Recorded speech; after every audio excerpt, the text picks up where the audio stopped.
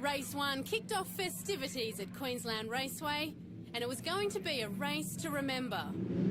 Warren Luff starting from pole, Paul Stokel, the reigning champion, from the outside of the grid. Luke Youlden and Dean Canto, former FPR teammates, are now going against one another on road 2. Much smaller version of a race car that they're in, but certainly race experience, and to see pretty much the full field get through turn 1 nice and cleanly. Now down the back, Chris Alajajan was relegated from qualifying. There he is in the blue and yellow car, working his way through, was moved to the rear of the grid for an infringement in qualifying. So this is a chance for Stokel to get himself back in the championship picture. Certainly is, and with Alajajan that far back and Stokel in the lead, this is exactly what Paul Stokel would have hoped for. A good, nice, clean start.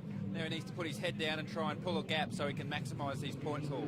Hard on the brakes down at turn 3. Matt McKeldin goes flying in there. The only way that he stopped is because he slammed into Stephen Butcher.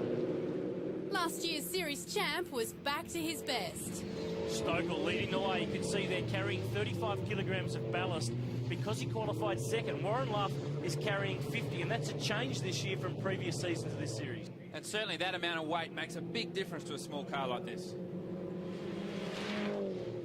But as the lead cars headed onto the final lap, the race changed in an instant.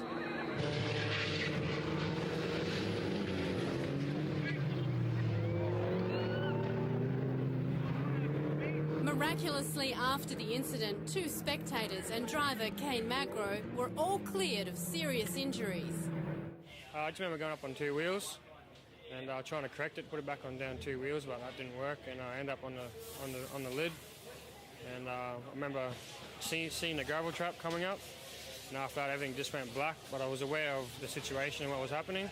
When I did land, someone opened the door for me, and I didn't realise where I was until I turned around and looked back, and then I realised I was in the crowd.